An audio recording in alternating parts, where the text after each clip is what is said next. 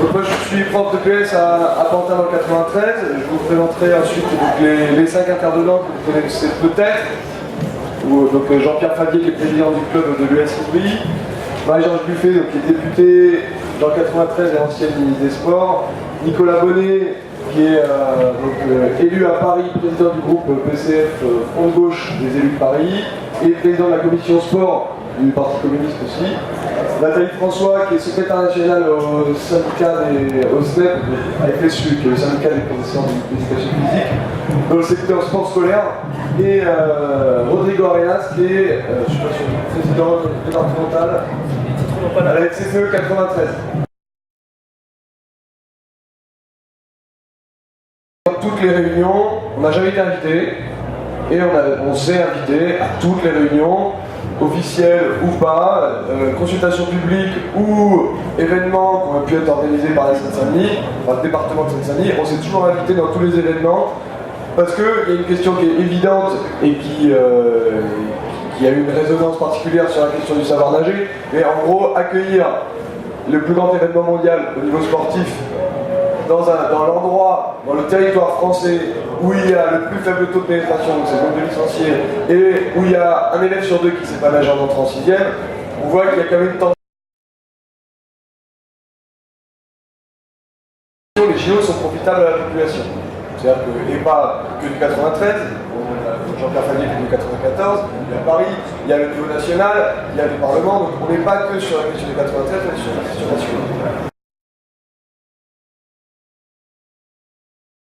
Le 2 juin dernier, donc la veille de la journée olympique, va avoir la création, donc sur notre demande, d'un groupe de travail donc, où il y a le département du 93, la DSDEN et la FSU.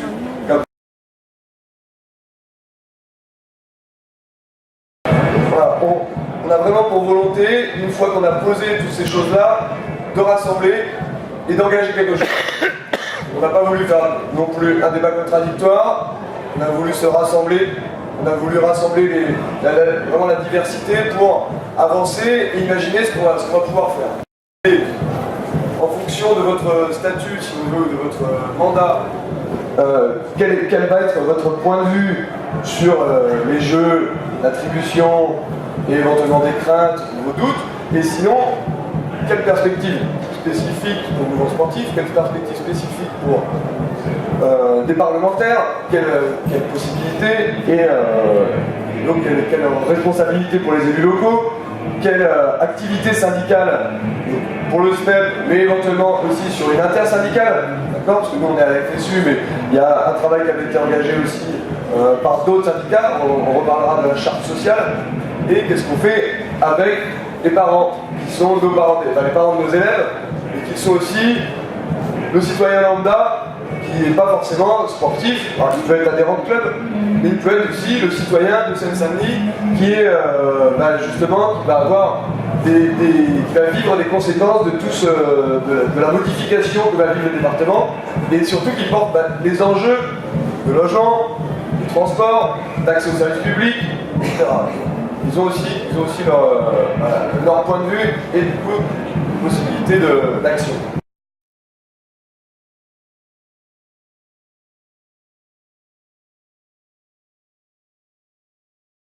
Bien sûr de l'émotion parce qu'on va accueillir un événement exceptionnel et c'est historique pour Paris, c'est historique pour la France et évidemment il y a beaucoup d'émotions et beaucoup de fierté, beaucoup de responsabilités, on va y venir maintenant parce que maintenant on a une responsabilité à assumer qui est importante, mais je retiens la première chose, c'est que cette candidature a été construite avec les athlètes en chef de file, avec bien sûr Tony Estanguet, mais beaucoup d'athlètes qui étaient présents à Lima. Et bien souvent, l'attribution des Jeux Olympiques auparavant répondait à des conséquences géopolitiques ou économiques. Et bien souvent, les portages de candidatures étaient d'abord politiques, avec des orientations géopolitiques pour certains pays. La première fois, c'est un accord qui a été signé, tripartite, entre Paris, Los Angeles et le CIO, qui fait suite au désistement de toutes les autres villes. On a un accord tripartite Paris, Los Angeles et le CIO, qui a comme première responsabilité de relever la flamme olympique et de poser la question d'abord des valeurs. Et en tant que Parisien, mon premier sentiment, c'est, à travers la question des valeurs, c'est d'être demain la capitale de la paix et du partage.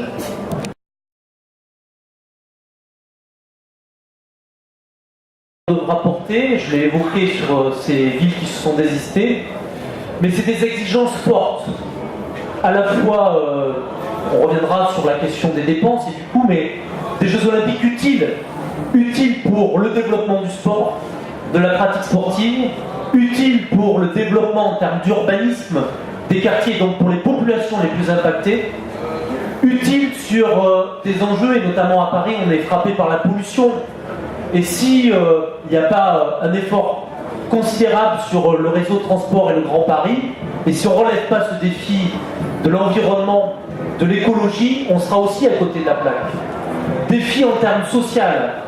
Et alors, je reviens sur les questions écologiques, mais depuis le début, nous avons associé WWF avec Isabelle Autissier qui préside WWF, qui est une ancienne navigatrice, et une charte a été signée sur les accords de Paris, qui ont été adoptés ici en Seine-Saint-Denis, et l'idée de respecter un cahier des charges très fort en termes environnementaux. D'abord un village olympique qui sera un éco-village, mais aussi sur la question du bilan carbone et plein d'autres aspects, je ne vais pas y revenir, mais c'est très important.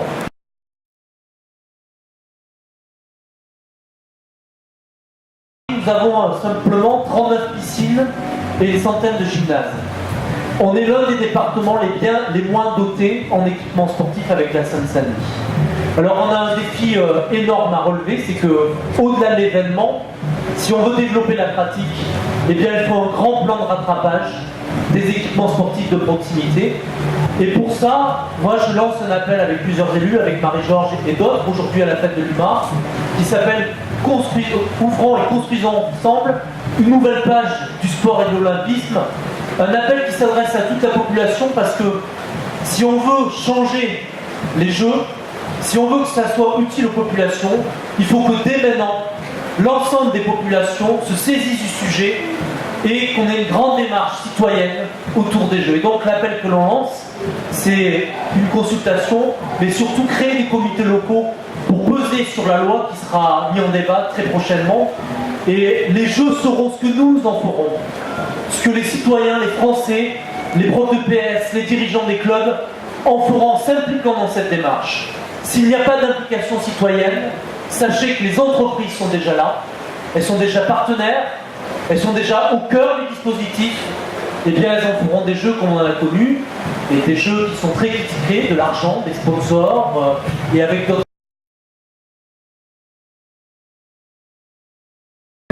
Moi je suis dans le combat déjà depuis de longues années, mais je pense que toutes ces questions-là, c'est une responsabilité politique et que malgré tout, il y a quand même eu quelques petits espoirs et victoires dont je vais vous faire partager sur des combats.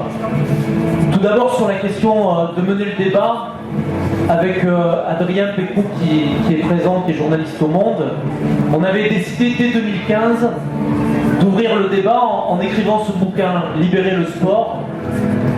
Et ce livre qu'on a écrit sur 10 questions sur la question de la marchandisation du sport et avec au cœur la question des Jeux Olympiques nous a permis de nous rendre dans toute la France et de mener ce débat sur le sport.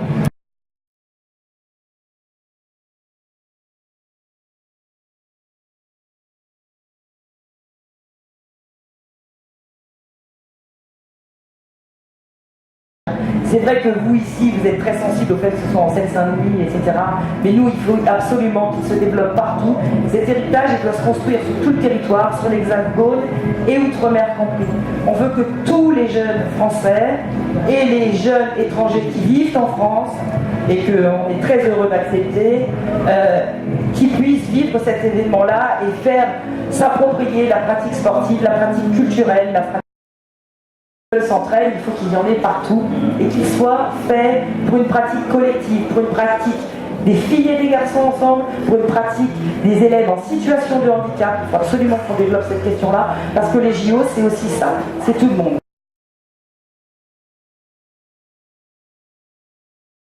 On souhaiterait proposer des activités qui ne sont pas au programme des Olympiades, puisque la pratique scolaire fait qu'il y a d'autres sports, d'autres activités que celles qui sont uniquement proposées. En plus, ça bouge, hein, il y a des activités qui entrent, qui sortent. Donc les jeudis scolaires, ça doit aussi dépasser les seules épreuves.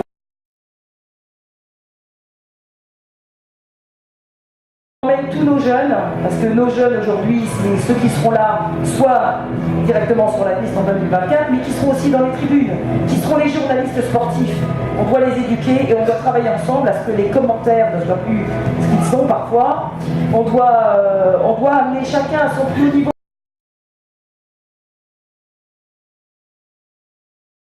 Également signataire de cette charte sociale, et je voudrais juste vous donner quelques petits points qui sont essentiels parce que c'est de notre responsabilité syndicale de défendre et de s'impliquer parce qu'on se met de ce qui nous regarde. Notamment, je pensais à la mixité dans les métiers parce qu'on est très attaché à ce que les hommes et les femmes travaillent de la même façon et avec les mêmes salaires. L'accès à l'emploi des jeunes, notamment ceux des quartiers des zones prioritaires, ce sont nos élèves et on veut qu'ils aient des perspectives. Aussi, l'accès des travailleurs en situation de handicap. Le handicap est particulièrement maltraité à l'éducation nationale. Nous avons des élèves en situation de handicap qu'on n'arrive malheureusement pas à intégrer pleinement dans nos cours, et notamment en éducation physique et sportive. Et je pense qu'on a de gros progrès à faire par rapport.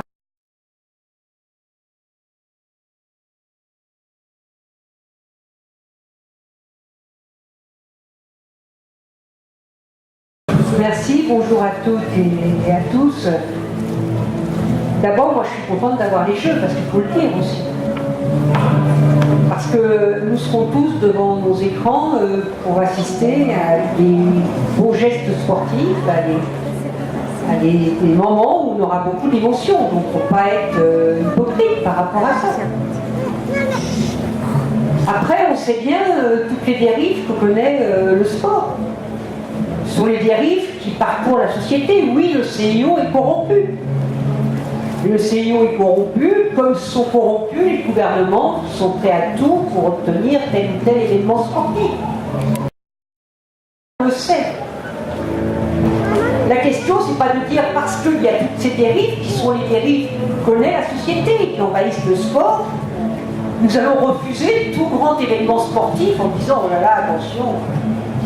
Donc il ne fallait pas faire la Coupe du Monde 98, il ne fallait pas faire l'Euro 2016, il ne faut surtout pas accueillir la Coupe du Monde de Russie en 2023, etc. Il ne faut pas faire le championnat de France. Il faut arrêter le Tour de France. Ou alors on se dit, on prend une position de combat. Voilà. Nous avons les Jeux, et moi je dis tant mieux. Voilà, j'assume. Mais je dis, on a 7 ans de combat à mener. 7 ans de combat. On va avoir un premier combat, c'est la loi olympique. Dans cette loi olympique, on va nous proposer des clauses supprimant des acquis sociaux pour les travailleurs. On va nous proposer de faire des zones où des sponsors officiels auront seuls le droit de... etc. On va nous proposer des bonus fiscaux, etc. Bon, ben, la bataille elle va déjà être à l'Assemblée sur la loi olympique. Les députés communistes, les députés de France Insoumise, on a décidé de travailler ensemble et on va présenter une série d'amendements parce qu'on ne veut pas que la loi olympique soit une loi qui permette la multiplication de l'exploitation des salariés, etc., etc. Ça, c'est le premier. Après, il y a le deuxième combat qui va arriver dès le mois d'octobre, c'est le combat des budgets. Parce que moi j'ai l'habitude de dire, c'est bien un bassin olympique à Saint-Denis, c'est très bien, on avait besoin d'un bassin olympique en Île-de-France. Quand même que la métropole parisienne n'ait pas de bassin olympique, c'est quand même un peu étonnant. Mais on a besoin de piscine. On l'a dit, 50% des enfants de Saint-Denis ne savent pas nager. On est encore avec les piscines des années 70, vous savez, le grand plan des piscines en 70. À l'époque où la France était capable d'envisager d'avoir des dépenses publiques intéressantes. Donc moi je dis, il faut maintenant discuter dès le budget 2018, si on a les Jeux Olympiques en 2024, combien on construit, combien on réhabilite de piscines dans toute la France. Je parle des piscines, mais je pourrais prendre bien sûr d'autres exemples d'équipements de sportifs.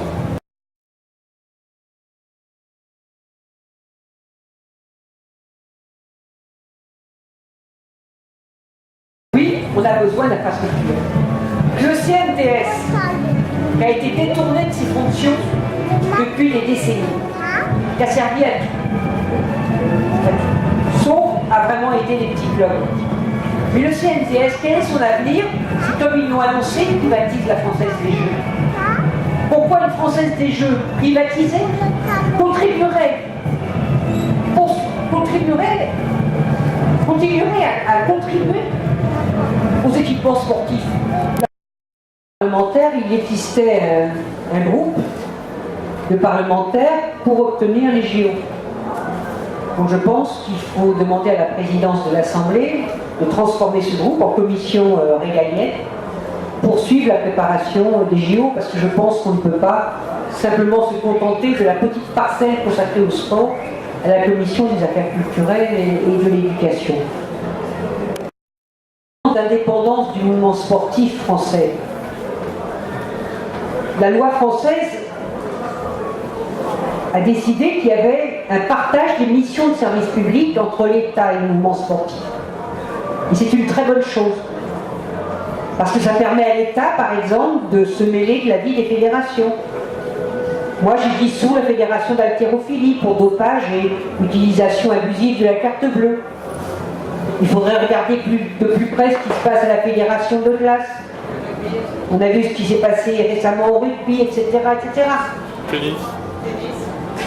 Bon, on va pas tout citer.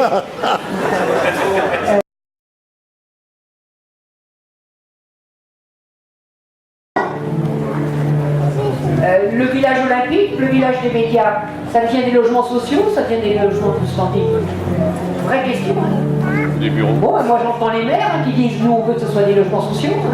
Moi dans ma vie, il y a 8000 demandeurs de logement, donc on est intéressés quand même à avoir des logements accessibles à tous et à tous.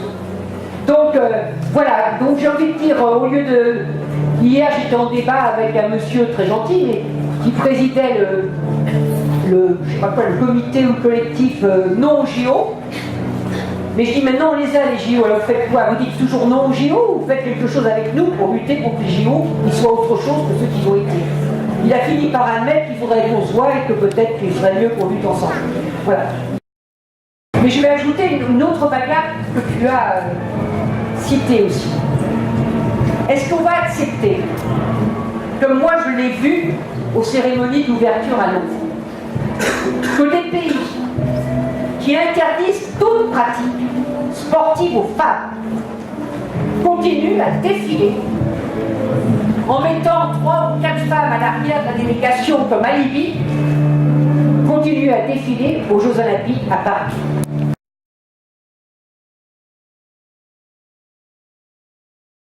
Et alors, sur l'olympisme, arrêtons, hein. Coubertin, il disait « je veux pas de femelles dans le sport ». Donc faisons pas référence à Coubertin tous les matins en se levant. Les valeurs, elles sont à construire. Les valeurs, c'est un combat permanent. Ne faisons surtout pas référence aux Jeux de 1924 et de Coubertin, enfin. Où étaient les femmes? Rappelez-vous les écrits de Coubertin sur sa conception du sport. Ah, c'était un colonialiste, c'était tout ça. Alors, arrêtons de rêver sur les valeurs passées de l'olympisme. Ça n'a jamais existé, ça.